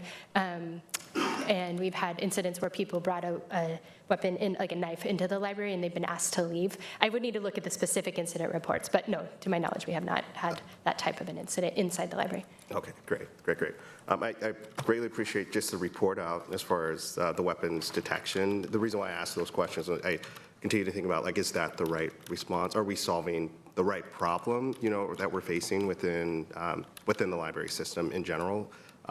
Clearly, it's a systemic issue from the level of engagement or what I've heard from both community and just workers within our library systems. They're asking for, beefing up, getting services to folks that are currently in need. So I think about like our homeless in-reach team or outreach team through the Department of Human Services. I'm not going to pontificate on record, but just there's a lot of work. There's opportunities for connection. So I look forward to supporting that from my position. And thank you for the presentation. Thank you, Commissioner. Thank you, Commissioner Moyer. Thank you. I have some questions about some conversations that we have had related to how Central Library is being used, maybe outside of the scope of its original intent, and some of the challenges that puts on staff and the actual facility, one of which is the lack of public restrooms in inner downtown. Clearly, I saw it for myself when I was at opening. The library is meeting an unmet human need at a volume kind of beyond what the library ever envisioned, which has caused the need for staff time for a certain level of monitoring, increased need for cleaning, occasionally staff intervention in inappropriate behavior or just misuse of a bathroom stall. And I bring this up because I think it goes to an issue that got brought to my attention, I want to say in February, it could have been April, when the mayor and the head of Homeless Solutions came and presented to us related to their plan for night shelters, and said to us that it was their intent to encourage houseless individuals to use libraries as day services,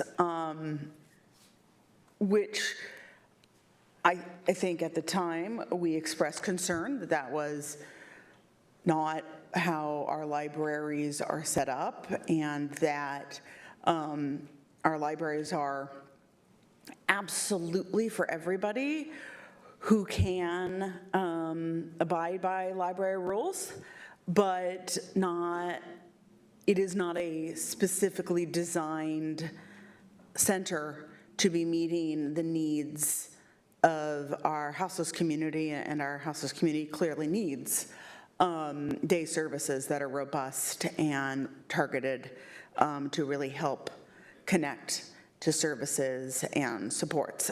So I bring this up to see if we have had any conversations or any movement from the city related to need for more robust day services and the lack of meeting the basic bodily needs of individuals in our community, not in our central library. Anyone? Is there anyone? I don't know who's in the audience.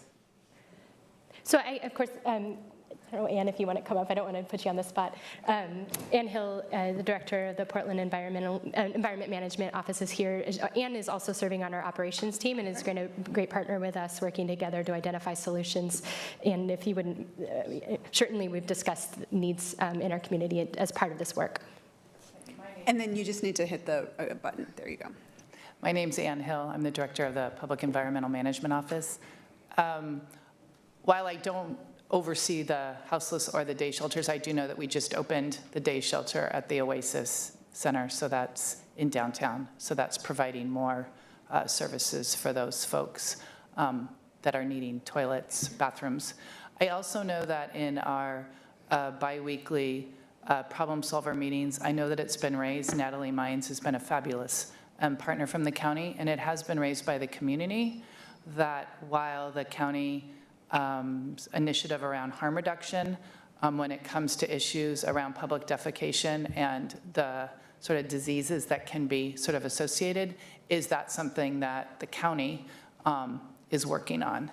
And I think Natalie was going to go back to the county to sort of ask if that was another initiative. So more. And I will say historically, public restrooms within the city of Portland have been the domain of the city of Portland. Sure. I think this was just in connection with, supporting our houseless community and the fact that we all know that we've got sort of a larger community that we are working to support in a, humane way, and what was sort of available. So it was asked.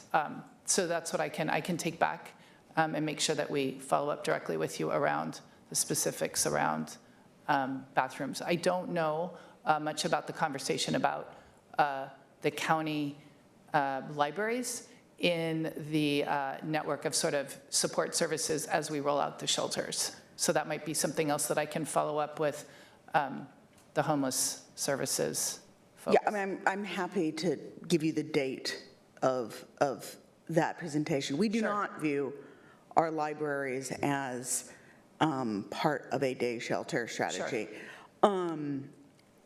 I also have expressed concern related to the Northwest Library as it opens, because it is often kind of a corridor back and forth, and concern related to if we implement policies at Central Library that are viewed as restrictive or prohibitive, or individuals view that as a less open facility, that they may choose then to just simply go to Northwest Library. I also, there is a few blocks away, certainly closer to Northwest Library than the fenced, I don't know if I can call it day services, that is downtown. I do have concerns again about a night-only shelter being located very close to a library without thinking through the needs of those individuals, as they are, I don't exactly know the time of day that they are asked to leave, if it's 6 or 8 a.m., but I know it's a it's a morning hour, and thinking through that. I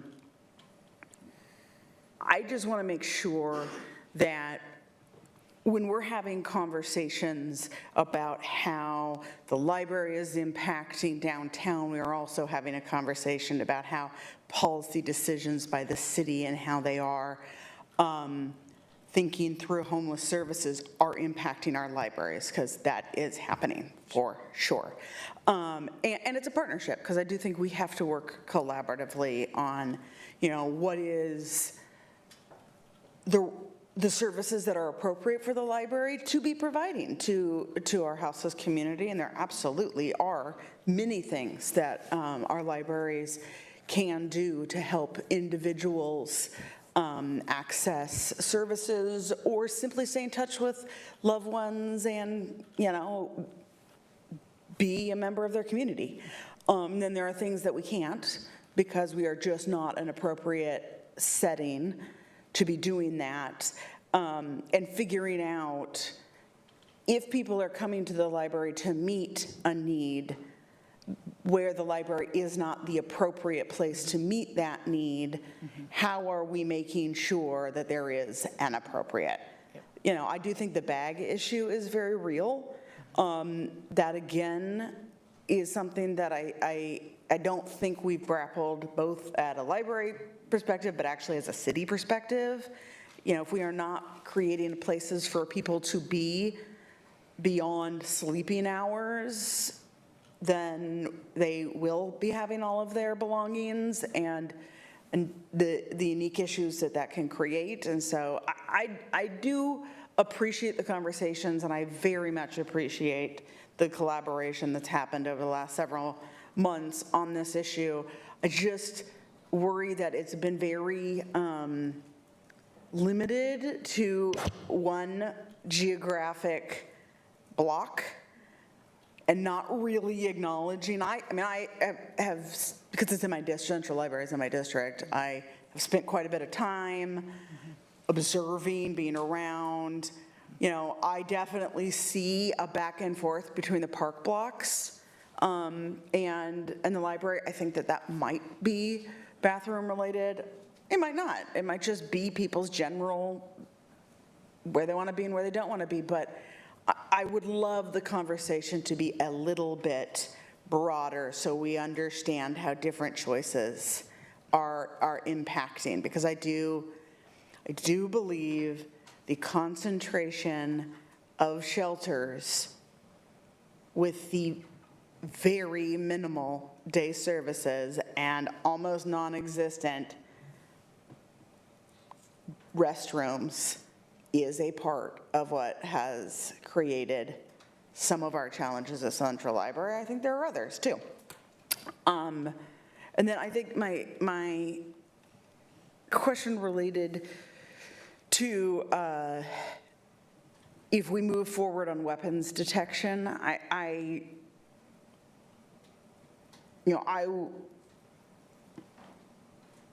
like a lot of members of the community am conflicted about it. And if we do, I would not want that to feel like a decision that is in perpetuity and would be revisited. But I do have a question about, and this may be a Jenny Madcore question related to what we are permitted to prohibit and what we are not prohibited to permit related to weapons. And I don't claim to totally understand the nuance of what Oregon just passed, but is there still an outstanding question about what level we can actually not admit somebody based on if they possess a weapon, and what is a weapon versus a tool? Or, our stabbing incident, to my understanding, was a box cutter. I'm not sure where that falls into the scheme. So I'm just kind of wanting to understand what the limitations are of if we do move forward. Yeah, it's an excellent question, Commissioner. And the library, and along with workplace security in my office, have been looking very closely at the idea. I think from a general perspective, we would first look at defining what is a weapon. And that becomes a very difficult definition when weapons could be anything from a book that you could use as a weapon, to your own hands, to instrumentalities such as dirks, daggers, knives, firearms, etc. So coming up with a definition that is solid, that provides a foundation for notification to members of the community about if we're doing weapons detection, or even if we're excluding members of the public from government buildings where government services are provided. We want to have definitions that can be understood by the people who are coming, and then by the people who are either enforcing our rules or giving people guidance on what they can and cannot have. So that's where we're starting. And that has been, that conversation way predated any of this, and is evolving because, as you know, both the library and Multnomah County already have behavior rules and rules around what is allowed and what is not allowed in county buildings. But also, as you add, the law changes, and so we have to be flexible for that too. So these are iterative and ongoing conversations. Is it permissible under Oregon law for somebody to bring a concealed weapon into a library? Under the current state of the law, if a person has a concealed handgun license, then they can bring a concealed weapon into the library or other county or government facilities, with the exception of, there's always exceptions, but courthouses and some other buildings accepted. Okay. I mean, everything has limits, and this is one I don't love, but I'm aware of it. Commissioner, I just want to add to that. We do, I want to make it clear, and I think you said this, Jenny, but we do have a current policy and guidelines that specifically define what is prohibited from coming into the library. So we have that in place already. And I guess my final question related to our security options, and this might be a little bit more for workplace security, is I had heard concerns, and they resonated with me, that the library is a very unique environment.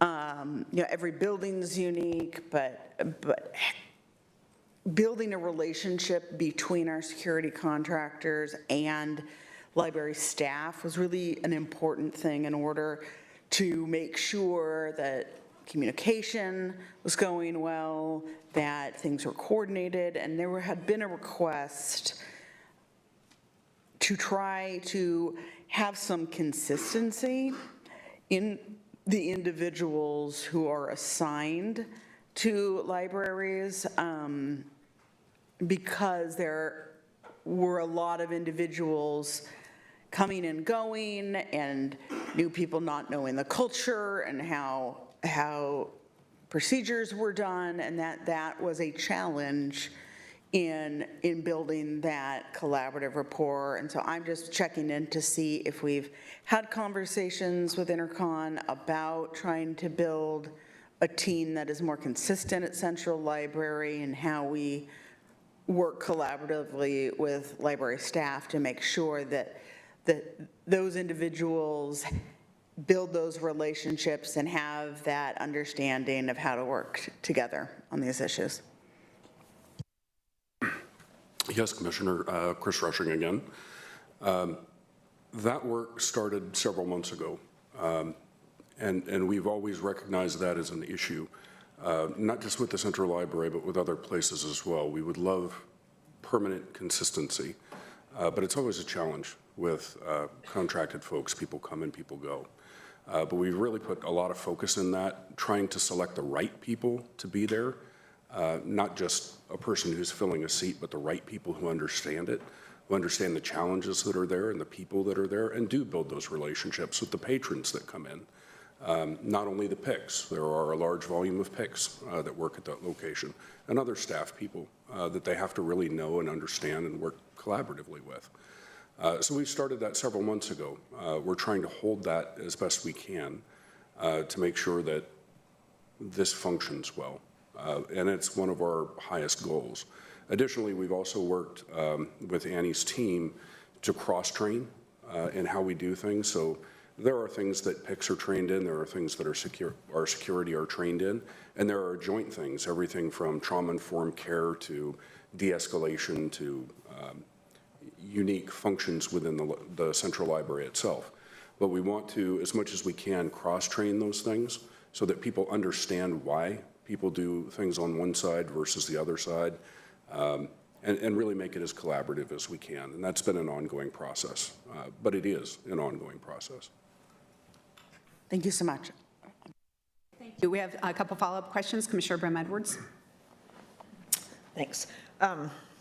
So the library security director position has been open for quite some time. It's just sort of inopportune time. It looks like it's scheduled for November fill. One of the things that just struck me from both communications we've had from staff, but also the staff report, was sort of the need to have,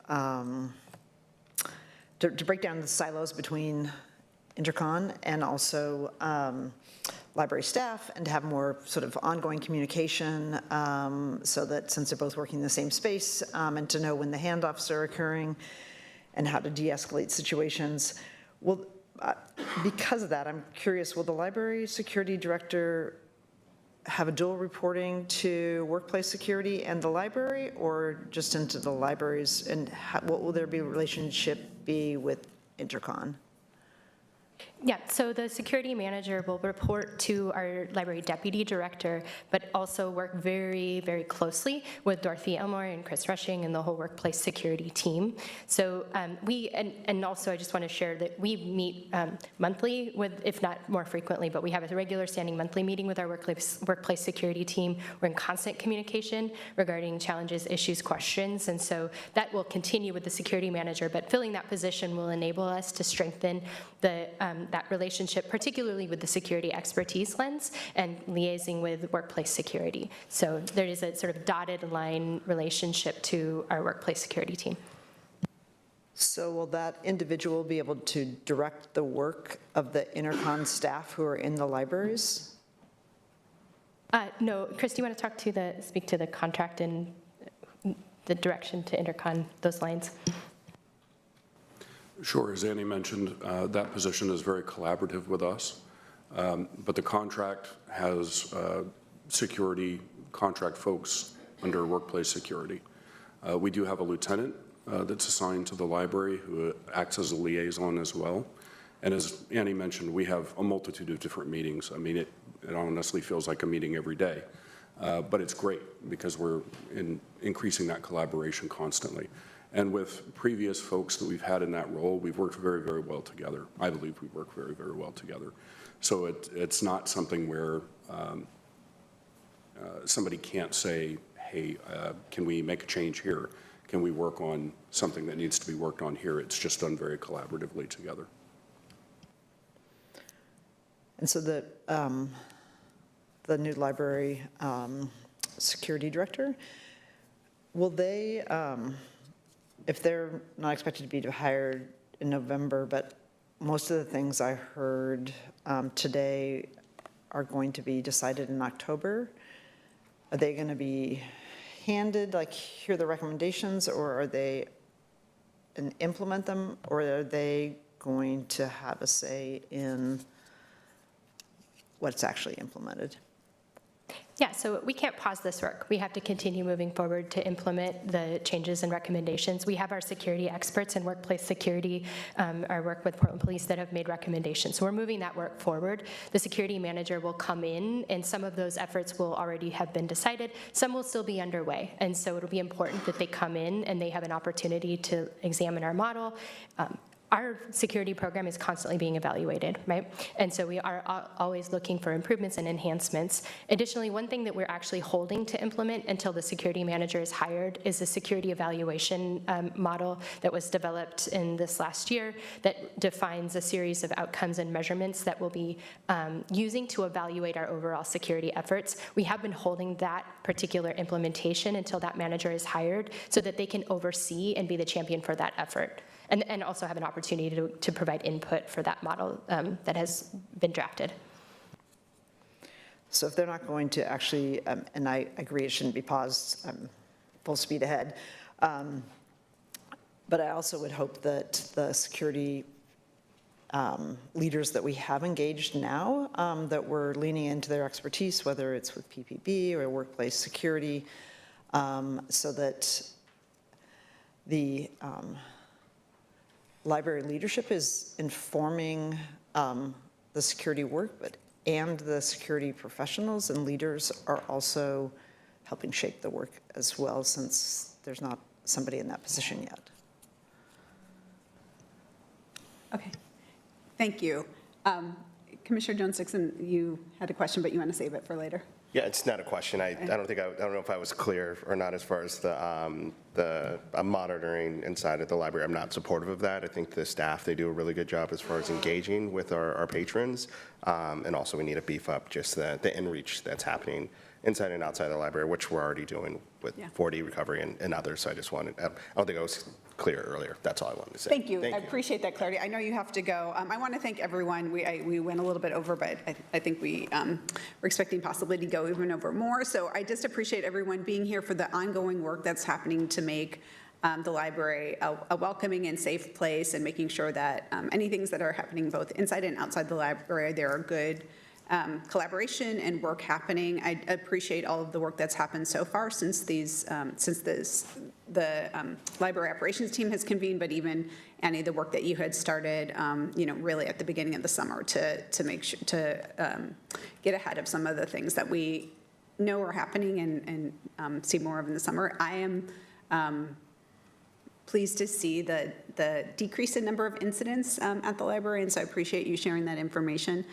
There are going to be a lot of conversations that we're going to have both internally at Multnomah County, but also externally with the community in terms of the next steps and what we may or may not want to do in order to implement some of these recommendations, or really, and I think it's vital that we understand the full impacts of that across the board. So again, I appreciated you laying out like the different areas, whether it was legal or equity or operations and logistics and cost and all of those things, because we really need to be looking deeply in that. I want to thank the library staff. I see many members of the library who are here today. I know that this is a really important conversation that deeply impacts the work that you and the rest of the employees at the library do every single day. So thank you for taking the time to be here, or for those folks who are watching online. And there will be more to come, so we will continue to have this conversation. I know Garrett Pryor in my office has been working with Annie and talking with business community members, so we will want to continue to engage businesses in the neighborhood on that conversation. I do appreciate all of the work that's happening on this, so thank you very much. With that, there being no further business today, our next meeting will be on Thursday, October 2nd at 9:30 a.m. We will have a county proclamation signing ceremony tomorrow, October 1st, from 12 to 1 p.m. right here in the boardroom. A quorum of Multnomah County Board of Commissioners will attend, and we hope people will consider joining us either in person or virtually for that. There being no further business, we are adjourned.